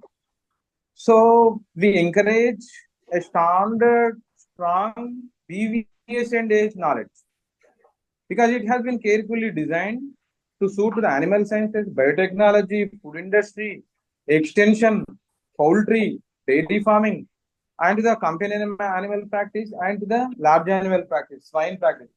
So they should go through BVSC and age thoroughly. Secondly, they have to improve their communication skills, multilinguistic skills, speak in good Hindi, good local languages, more importantly, good English, and can understand and communicate in the American English, the European accent. So that multilinguistic capabilities will help the students in future, because in a global village, the veterinarian's role is not limited to particular area. A rural veterinarian may have to address to international clients in future, international institutions, policymakers in future. So we have the dedicated veterinarians who are working in the field. There is one example, Dr. Nirakara Jena sir, who is our Joint Secretary East of VAI, who is always in the field. Whenever I call him, I see him, he is in the field. So those people are resourceful. So they will bring the field information. They know the pulse of the farmer, challenges of the farmer, challenges of the veterinarians in the field. There is this Joint Secretary in North from Rajasthan, Sheesh Ram, Dr. Sheesh Ram. He runs an NGO which works in the stray animal control in 4 different states. So we have those experts who will be giving their insights. So leadership roles. Many of our veterinarians have worked as the DGP Jammu and Kashmir, Chief Secretary of Andhra Pradesh. So with their consent, we'll take their names in future. And I want to tell one important good news that our senior Professor Dr. Jeet Singh and Dr. Rajesh Kumar Singh and the editorial team will be authoring a book on vet story, which compiles the success stories of veterinarians of various fields, including the civil servants, UPSC, IAS, IPS, and army officers, and the senior vice chancellors, directors, field veterinarians, pet animal practitioners, women veterinarians, poultry veterinarians, and we are comparing that, and this becomes a resourceful reference book for all areas, veterinarians of all areas, including the international veterinarians. We have recently many international veterinarians are joining from various countries. From Mauritius, today life member has joined. So that's the good progress is going on, and lifelong learning and adaptability. Like a standard example is our Honorable Dr. Madan sir. Post retirement, he is more active now and readily accepts invitation from organizations like ours and provides valuable insights. And he has done a lot of homework on this particular 1 hour webinar. His hard work is reflected there. His compassion for nation building, his decades-long experience. We have such eminent scientists, scholars, administrators. We have a retired IAS officer from Telangana who has served as a director of animal husbandry, Dr. M.V. Reddy sir. On one of these days, he will present. He has served as a district magistrate for two districts, and he has been a policy maker and successful administrator and people's administrator. So he'll be presenting his experiences. So all these insights will help the students also to embrace those kind of positions. And what is the importance? What makes them motivated to contribute to the field, contribute to the welfare of the veterinarians, welfare of the administrators. All this will take up in future, sir. So, what are the challenges and the opportunities? Dr. Madan sir has excellently presented that, and we will take views from various students, especially because the younger generations definitely have higher IQ level. They can handle the AI well. They can handle the robotics, Internet of Things. They are the updated generation. So they will teach us. They are the teachers of future. They will join into the faculty, researchers.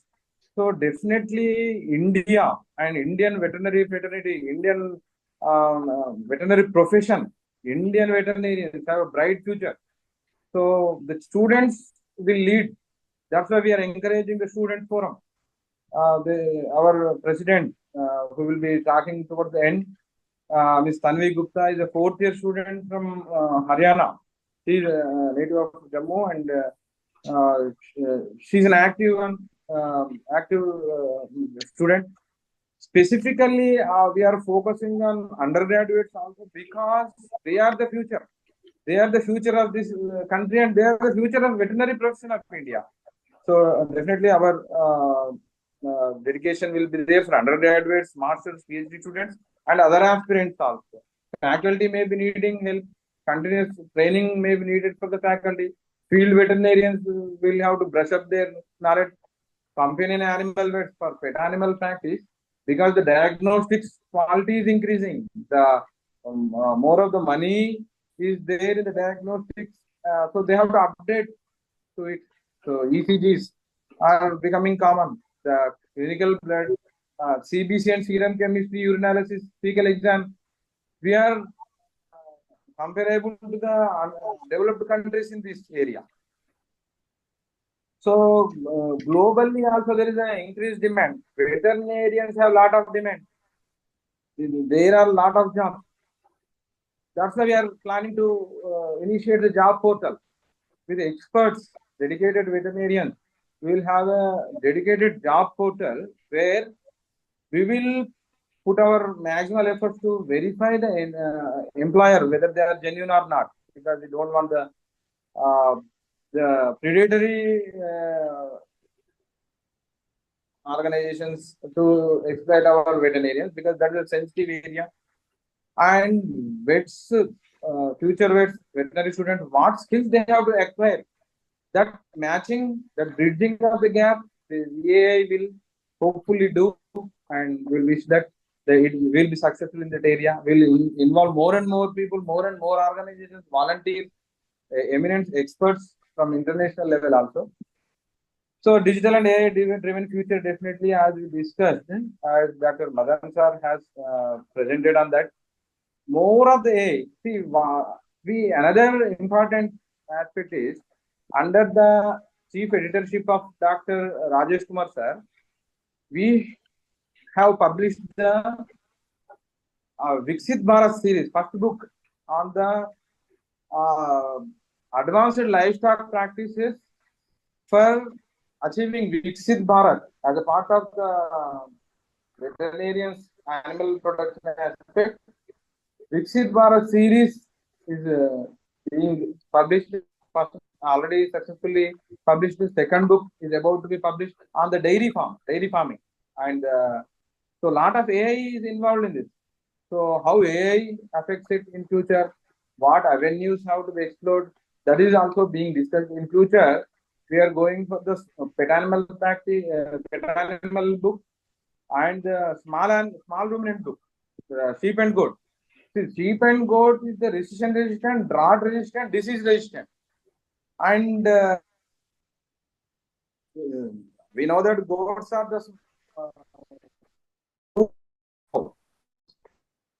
so this sustains livelihood of poor and marginal farmers in the rural areas, in the tribal areas, deep forest areas also. The cow herds, sheep herds are there. So our job is to train the scientists and faculty and the veterinarians and the policy makers. So these books definitely will serve as a reference material for the policy makers at the national and state level. So that is our career path in India. After BVSC, they will go for MVSC, PhD, and ICR PG entrance exam, JRF, SRF involvement, and government, private entrepreneurship. This we will elaborate in future. The various skill certifications in AI and the biotransfer technology, bioinformatics, that will cover, and career pathways in abroad, as we discussed, the licensing exam, how the practice looks like, and what are the challenges now regarding the visas.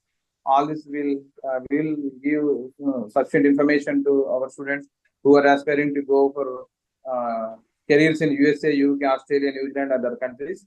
And veterinary startups, especially the telemedicine apps, wearable sensors, e-commerce is becoming prominent in veterinary sector, animal husbandry sector. So like the ICR, NABARD, and startups involvement, and Indian success stories also will present. As we said, we have written many success stories, especially from Telangana, but we extend it to the entire India. These success stories will provide the live example of students for them to get motivated, get excel in their careers, education-wise, employment-wise also. And many founders of various institutes, founder of the DUASU, founder of the PKDV. So we have these some private institutions, national institutions, and policy makers. So we'll have success stories presented to the students and faculty and field vets also to motivate them. Future trends like AI, Internet of Things, and robotics and veterinary sciences, and importance of One Health, because which is become antimicrobial resistance. AMR is becoming a prominent focus area now. Drug residues is a threat for the animals. Accumulated drugs will hamper the health of the humans. Oxytocin misuse, these vulture population reduction, all this will be. There are avenues. These are avenues for the job creation and employment. and climate resilience. Changing climates are posing threat to the global human and animal population. That is also one of the avenues to look for. So, as a summary, diverse opportunities are there in education, employment, and entrepreneurship for veterinarians. So, VIA is committed to provide the required information and training and certification courses, CVE hours, and with the involvement and advices of the seniors and the role models of our field. Non-veterinarians also. There is a additional DGP from Telangana who trains. He specifically picks 60 students who got good scores in mains exam of UPSC, and all of them will get at least one of the All India services jobs. So we will take his help. He is a non-veterinarian. However, we need help from all areas, internationally also. And our job is to blend science with innovation for success. Success of individuals, success of veterinarians, veterinary professionals, and the success of nation. Not only the nation, success of the humans across the world. So we are open. Our border, we don't we don't have borders. We are open for the entire world veterinary. We will collaborate with the World Veterinary Association, American Association of Veterinarians of Indian origin. So those collaborations will help in future. With this, I would like to thank everyone. Thank you for your patience and listening to me. Like my undergraduates, students in my classes sometimes get bored and will cheer up with jokes and great. I will introduce my undergrads to you in future, and I will introduce the eminents to my students. That is my job also. Thank you very much for the committee members, Dr. Rajesh sir, Dr. Madan sir, Dr. Jitendra sir, Smruti ma'am, and hosts Tanvi and Rajesh sir. And thank you. Question and answers. Actually, we did not conduct question and answers for Madan sir. So if anybody interested to share their questions, we'll first we'll request Sir Madan sir, that Honorable Madan sir, to address. And thank you very much, sir. Now,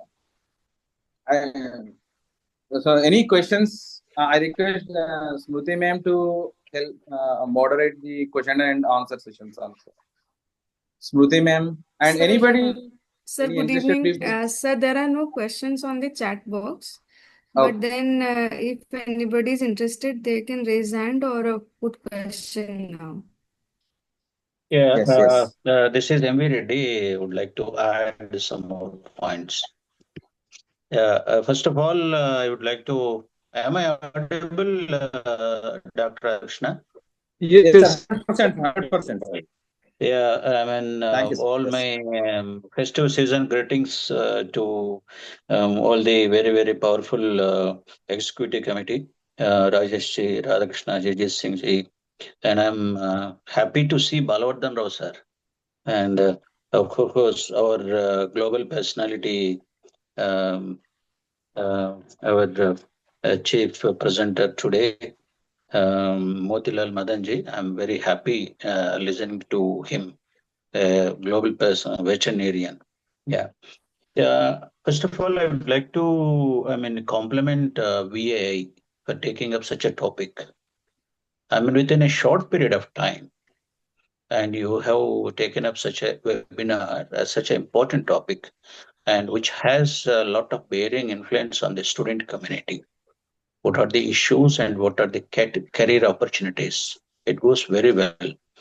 And secondly, I would like to once again mention here, is there any demand assessment of a veterinarians in our country, within the state, within the country, and keeping the global demands, not only present, future demands also. Accordingly, the production of vets have to be planned. Whether we have to moderate, that has to go to the government of India and state governments also. That demand assessment has to be done accordingly. Today, there should not be a excess production, and then there is no, I mean, unnecessary unemployment and discontentment among the vets. That is one aspect I would like to bring here. Second thing is career opportunities have to be, I mean, excellent presentations by Madanji and our Dr. Radakshana ji, that a crisp presentation on career opportunities may be made and can reach each and every student of this country. Because as a student, we were never told what are the opportunities available. I do not know what's happening now in veterinary colleges now. As early as possible in the first year, second year itself, they have to know what are the career opportunities available for them, so that they will decide as early as possible and accordingly start preparing, like to say. And secondly, the campus recruitments. I mean, the MNCs, corporate giants have to be approached by the respective colleges, and a campus placements, recruitments have to be organized in a big way. That is one aspect I would like to bring. And secondly, thirdly, government employment opportunities also. Now, what are the opportunities available and what more opportunities available? For instance, Balavardhan Rosar is available here, and Dr. Radhakrishna is also available. And way back when I was director of animal husbandry, we have taken up a big, massive move of upgradation of non-graduate institutions. Almost 600 institutions, I remember, were at one go, they were upgraded across the United AP. So these opportunities are available all over the country. And at the same time, we have not marked the opportunities for the non-graduate veterinaries, non-graduates also, because there will be apprehensions and fears in them that we will lose opportunities, that and this. Their posts are not abolished, and they are very much retained in the upgraded institutions. These opportunities, the policymakers have to be, I mean, they apprised about it. Then important thing already touched up, entrepreneurship promotion. This is most important right from first year. What are the entrepreneurship opportunities available in our livestock sector? This is most important. Not only this can create employment opportunities for further veterinarians also. This is one thing.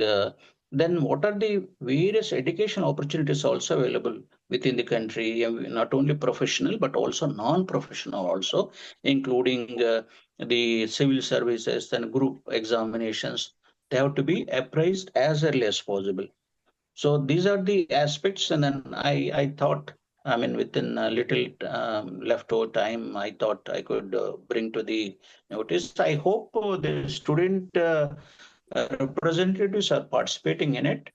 And then, I mean, the efforts you are making to also gather the student community and also organize their own association and then reach them. I wish that a crisp presentation, a crisp presented document is made and then sent to through our associations to every student of this country, so that they, at the earliest, they know what are the opportunities available for them. Thank you so much. Thank you. Excellent, excellent, sir. Thank you very much, sir, for your kind appreciation and for your kind advices, sir. Constant support, sir. We are really grateful to you, sir. Sir, allow me, sir, 1 minute, sir. Sir, Reddy sir का जो एक बहुत ही important point कि assessment of veterinarian requirement in India, ये sir national farmer जो commission 1996 में doctor M S Swaminathan sir के द्वारा जो उस समय दिया गया था, 5000 एनिमल पर एक वेटनरियन, नीति आयोग सर उसी को एडॉप्ट कर रहा है। और आपने सर बहुत ही पर्टिनेंट बर्निंग इशू रेज किया, और ये पूरे वेटनरी फ्रेटर्निटी के लिए ये आत्मचिंतन का बात है कि अभी तक 96 के बाद अभी तक कोई असेसमेंट नहीं हो पाया। और उसी के आधार पर सर नीति आयोग ने ये एमव्यू मोबाइल वेटनरी यूनिट जो इंक्लूड किया, जो डोर सर्विसेज वेटनरी का, वो 50,000 एनिमल पर किया है। तो सर आपने जो किया है बहुत ही इंपॉर्टेंट है, और हम चाहेंगे हमारा जो ओवरऑल टीम है कि इसको कैसे हम लोग मतलब ये असेसमेंट करें आज के परिप्रेक्ष्य में, और उसी पर टोटल डिपेंड करता है सर ये ओवरऑल जो हम लोग का रिक्वायरमेंट है वेटनरियन का एम्प्लॉयमेंट का। थैंक यू सर, आपका जो acumen not only veterinary sir, आप एक आईएएस स्मार्ट आईएएस और इंटेलिजेंट आईएएस का कैसे एक्यूमेन होता है आपने इसको प्रदर्शित किया, उसके लिए बहुत बहुत धन्यवाद sir.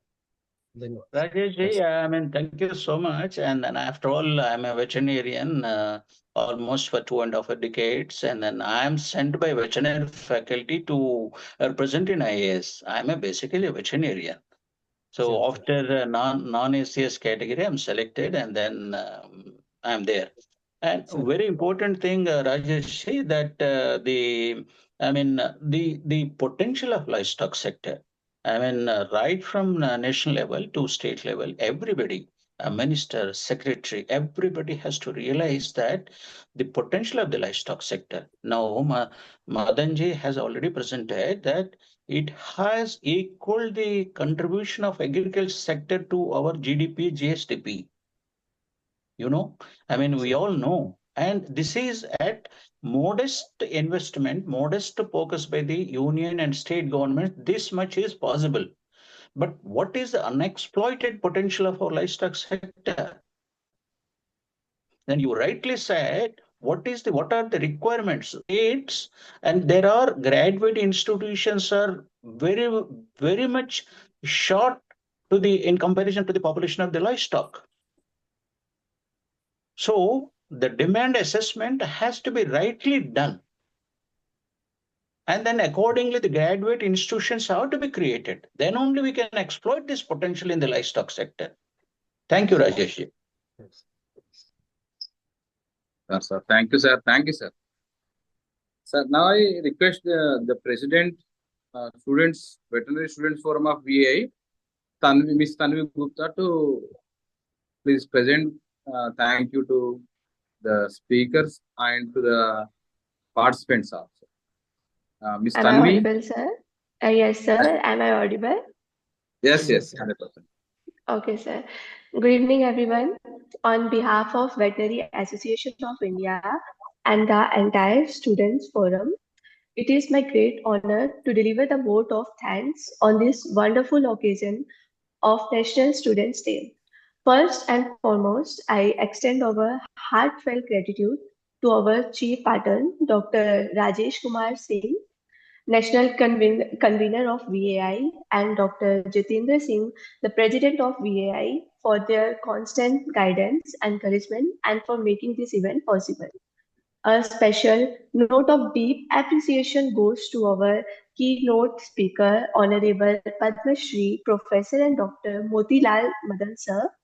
Your inspiring words on innovation, opportunities, and challenges for veterinarians have truly motivated every student here to think beyond boundaries and work towards Viksit Bharat.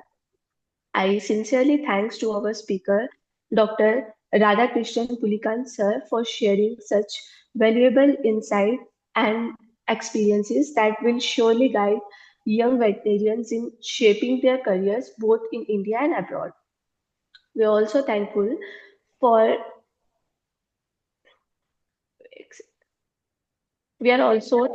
our moderator, Dr. Radhakrishnan Pulikant, and co-moderator Dr. Sumriti Samrita ma'am for conducting the season so smoothly and maintaining such an engaging flow of discussion. A warm thankful to our wonderful host, Dr. S. Ranjit Kumar sir, and the organizing team for their efforts behind the scenes in encouraging the success of today's webinar. And finally, my heartfelt appreciation to all our student participants, faculty members, and guests who joined us from across the country. Your active participation and energy truly made this celebration of National Student Day meaningful. As we conclude, let's remember the word of Dr. APJ Abdul Kalam. Dream, dream, dream. Dreams transformed into thoughts and thoughts result in action. Let's continue to dream big, work with dedication, and contribute our best to the veterinary profession and to our nation progress. Thank you all once again for being part of this memorable evening. Thank you so much. Great, great. Thank you, Ms. Tanvi, for being such a wonderful president also. You are very active. Thank you so much. Like wish you and all the undergraduates, PG, PhD students are definitely the future of the veterinary profession, and the future of India depends on the present day students. So you take leadership and excel in your careers and contribute to the nation building. Thank you. Excuse me, sir. Sir, Sir, ma'am. there are two questions in the chat box. Yes. Sir, first question by Ketan, I think Dr. Ketan. Sir, could you please tell me more about the scholarship options in India and abroad? Yes, definitely, ma'am. Actually, the 840 we wanted to complete. We are at 852, and two more small events are here. So, considering the important topic in future, we will present exclusively on the scholarship only. That takes time. Definitely, we'll go through the application procedure. What are the criteria and what is the best scholarship also. The scholarship has to be continued also. It should not stop in the middle.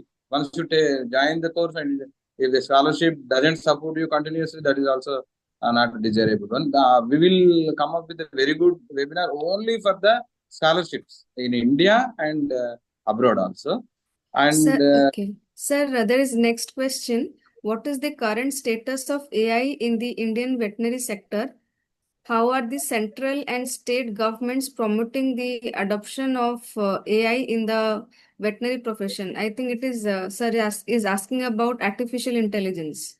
Yes, ma'am. Dr. Madan sir has presented, and definitely this is also another important question. So we have this recent book. We will with permission of Dr. Rajesh sir, we will keep some of the chapters open for reading, because we cannot keep entire book in the public platform, but with permission of the authors and permission of the chief editor sir, we will keep some of the chapters open for access to everyone, so that they can go through the intricacies involved in this and what are the policy status. So that we will address definitely on one of the either the webinars or through the VA website also. Thank you for those questions. Definitely great. Now I request our beloved and respected Dr. Rajesh Kumar Singh sir to kindly give a general vote of thanks to speakers and VA life members and National Council members and all the participants. Excuse me, sir. Sir, there's one more question in the chat box now. Yes, ma'am. What is the entrepreneurship for meat sector or cold chain? Yes. Meats. We have the National Livestock Mission, yeah. Research Center in Chengicherla and Hyderabad. We have Dr. NRC on meat. NRC meat. We have, I forgot the name of the director, but Dr. Senior Scientist is there. Principal Scientist, Dr. Basawareddy sir, who is the expert in that area. Is almost working for like 20 and plus years. So definitely we will take his expert advice, and on one of these days we will conduct a seminar on that.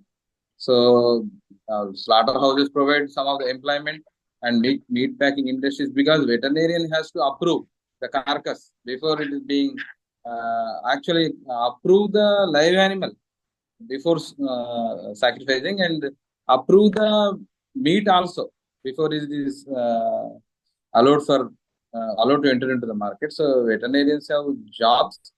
So these are like not the high paying jobs. However, there are opportunities. So we will address that part also, like slaughterhouses. Now there is a star check, and the poultry automated slaughter units are coming up in many cities, many states. So that a compiled detailed information will present it in future. Cold chain maintenance for the meat, not only for the meat, but the vaccines also. So that we will address in future. If there are no questions, we are at 8:56 already. So, is it okay? And go ahead and with the general vote of thanks. Is that okay, Smriti ma'am? Yes, sir. Yes, sir. Okay, thank you. And I request Dr. Rajesh Kumar Singh sir to kindly present the general vote of thanks to all the participants. Okay, sir. Okay. Respected Padam Shri Professor Dr. Motilal Madan sir, our President Dr. Jitendra sir, Dr. Radhakrishna Pulikanti sir, Secretary General, VAI, distinguished member of the Veterinary Association of India, National Council, especially our advisor, Dr. M.V. Reddy sir, who was present from the very beginning until last. He underscored very pertinent and important issues which we have to follow, and we have to make it feasible if possible through our general consensus and our survey. And our esteemed faculty, scientists, field veterinarians, students, and dear participants, namaskar and very good evening to everyone. It is my it is my proud privilege on behalf of the Veterinary Association of India to extend our heartfelt gratitude and sincere thanks to all who made today's enlightening session and a resounding success. First and foremost, our deepest gratitude to Honorable Padma Shri Professor Dr. Motilal Madan sir, a living legend and an unparalleled source of inspiration for every veterinarian. Sir, your visionary lecture today was not just a presentation, it was a masterclass in scientific integrity, leadership, and a nation building. Your words have once again reminded us the veterinary science is not merely a profession but a sacred mission dedicated to the welfare of animals, farmers, and humanity. We are profoundly grateful to your time, guidance, and blessings. Our heartfelt thanks to Dr. Radhakrishna Pulukanti, Sir, Secretary General, VI, for his insightful presentation as well as his dynamic leadership, meticulous coordination, and unwavering commitment in organizing this meaningful event, especially on the occasion of the National Students' Day, commemorating the birth anniversary of Dr. APJ Abdul Kalam sir, whose ideas of innovation, humility, and service continues to guide us. महान सपने देखने वालों के सपने हमेशा पूरे होते हैं. A special word of appreciation for our webinar organizing team, the moderator, co-moderator, host, and technical coordinator for their seamless executions and dedicated teamwork that ensured the smooth conduct of today's program. We also extend our warm thanks to all the faculty members, societies, field veterinarians, and students who joined from across the country. Our enthusiastic participation and thoughtful engagement reflect this strength, unity, and evolving spirit of our veterinary fraternity. The Veterinary Association of India deeply values your continued support and contribution towards building a strong and vibrant and globally recognized veterinary profession. As we concluded, let's dedicate ourselves to vision articulated by our team to advance science, serve society, and empower our students to become the torchbearer of the future. अगर आप सूरज की तरह चमकना चाहते हैं तो पहले सूरज की तरह जलना सीखिए. Let's this evening not be an end but a new beginning to a spark that ignites curiosity, courage, and commitment in every young veterinarians to dream a big, act boldly, and serve selflessly. Once again, our respectful pranam to Professor Dr. Motilal Madan sir, Dr. Reddy sir. Heartfelt thanks to Dr. Radhakrishna Pulkanti sir, and sincere appreciation to every participant who made this event truly memorable. Thanks you all. Jai Hind. Jai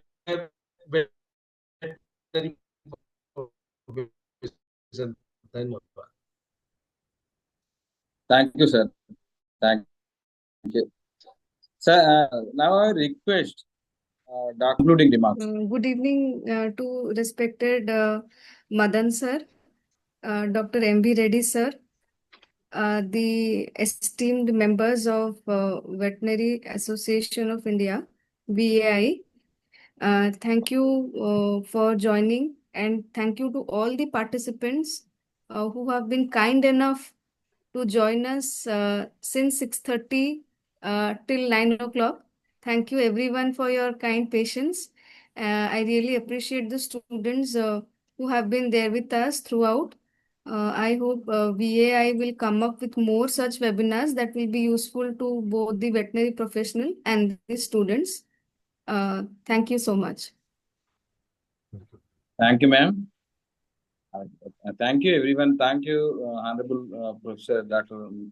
Amir Madan sir, for giving an excellent seminar and for spending valuable time for our participants.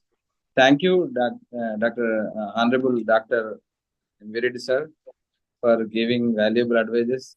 Thank you, Dr. Rajesh Kumar sir, National Convener, for being a strong support to many activities. Relentlessly is working, and he's a successful chief editor of the Pashudan Prahari.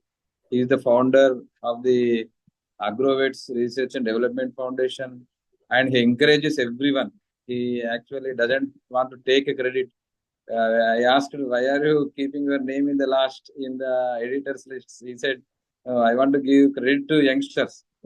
So he supports us greatly and encourages. Sometimes he is strict. The strict is like a fatherly nature. He is actually building us. He is building the nation. He is supporting the veterinary profession with very good intentions, sir. With your kind guidance and advices, we will definitely be successful. The VA will definitely bring a significant improvement in the lives of the veterinarians, veterinary students, veterinary profession, and our collective contribution to the nation building and for the world also. So, our positive impacts will be there across the world. Definitely, that's a great thing. Thank you, Dr. Jitendra Singh, sir, the President, sir. Dr. Smruti ma'am, and Dr. Charu also has been there, which is the treasurer of VAI. Thank you. And all the advisors, National Council members, VAI life members, students, Ms. Tanvi, and Dr. Ranjit sir. Thank you very much. Thank you. Thanks. Thanks. Good night to you. Good night. Thank you, sir. You can stop the recording. Okay. Yes, ma'am. Yes, ma'am.